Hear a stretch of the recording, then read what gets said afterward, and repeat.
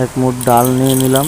আগের দিনে বলেছিলাম পাখিটার খাওয়ার শেষ, নতুন করে বানাতে হবে। ডাল, এরপর নেব চাল।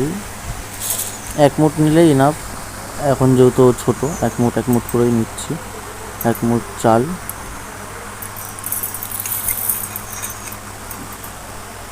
তারপর আর কি আছে, আর নেব হচ্ছে গিয়ে ভুট্টা।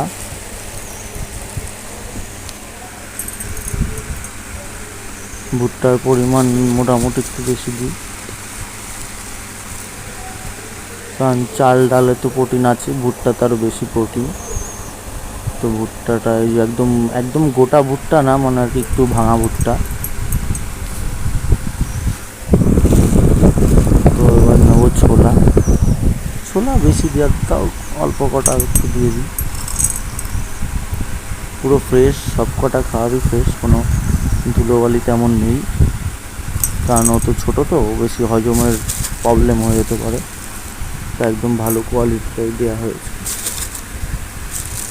এবার মালটাকে একদম মিহি করে গুঁড়িয়ে নেব।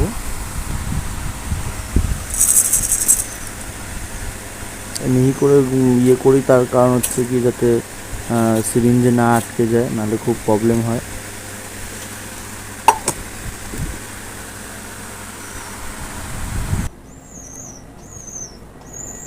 মিহি করা হয়ে গেছে। একদম কভারের ওপরে যেটা থাকে সেটা খুবই সুন্দর হয়। এই যে এটা অনেকটাই জমিয়েছি, দুই তিনবার ঘুরিয়ে অনেকটাই জমেছে। ওটা পুরো একদম মানে মিহি হয়ে যায়, এটাই খুব সুন্দর হয়, খাওয়াতে খুব ভালো লাগে, মানে কোথাও আটকায় না, আর ও গদাগদ খেয়ে নেয়। আর ওইটা যে একদম গুঁড়ো থাকে তাও না, ওটাও খুব ভালোই মিহি হয়, তবু ওটার থেকে এটা একটু বেস্ট।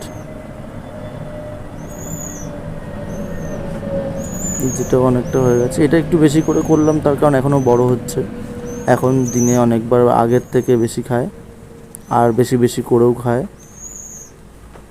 আর এখনও যেহেতু বড় হচ্ছে, এখন বেশি করে খাওয়ানো উচিত। ওর পালকের অনেক মানে পালক পুরো শরীর চেঞ্জ হচ্ছে, এখন ওর ভিটামিনের বেশি দরকার, তার জন্য একটু বেশি করেই করলাম। এটাই লাস্ট খাবার বানানো। এরপরে আমি চিন্তা ভাবনা নিচ্ছি যে গোটা খাবার খাওয়াবো, কারণ এরপরে হজম শক্তি ওর আরও ভালো হবে। এখন আর অতটা ছোটও নেই যে লিকুইড করে খাওয়াতে হবে। এটা এই খাবার শেষ হতে হতেই ওর পালকেও অনেক পরিবর্তন হবে, ও অনেক বড় হয়ে যাবে, যার জন্য গোটা যদি তেমন বড়, আই থিঙ্ক বড় হওয়ারই কথা। এখন যা দেখতে পাচ্ছি ওর গ্রোথ, প্রতিদিন একটা করে নতুন সারপ্রাইজ পাচ্ছি যে এতটাই বড় হয়ে উঠছে, কালার ফুটে উঠছে। তো এবার গোটা খাওয়ানোই যায়, সেটা আমি আগে ইয়ে করে দেখব, ভালো করে পরামর্শ নিয়ে দেখব কার কী বক্তব্য আছে, সবই শুনবো।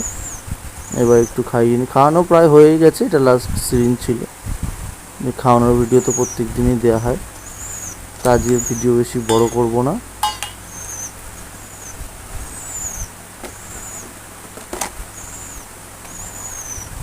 ওকে একটু দেখাই ও কতটা বড় হলো।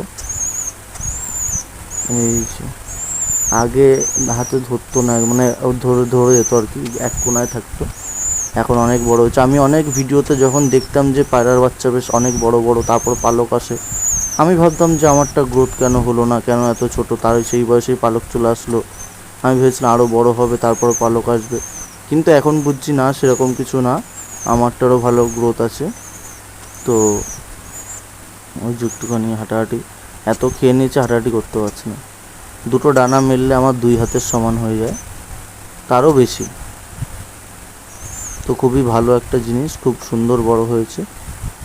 যে পেটের দিকে পালক আসেনি, পেটের দিকে অনেক দেরিতে পালক আসে।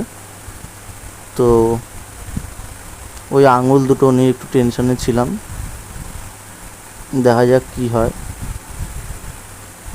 আঙুল দুটো যাতে ঠিকঠাক হয়ে যায়, দুটো মিডিল ফিঙ্গার যেগুলো কেমন বেঁকে গেছে, একটু মনটা খারাপ, কিন্তু আই থিঙ্ক ঠিক হয়ে যাবে, ওটা নিয়ে কোনো অসুবিধা হবে না। ওকে তো রাখতেও সেরকম কোনো প্রবলেম হয়নি, ছোটোবেলাও তেমন কিছু দেখিনি, লক্ষ্য করিনি, তো এখন দেখছি বড় হয়ে এরকম হচ্ছে, আই থিঙ্ক ঠিক হয়ে যাবে। তো দেখা যাক।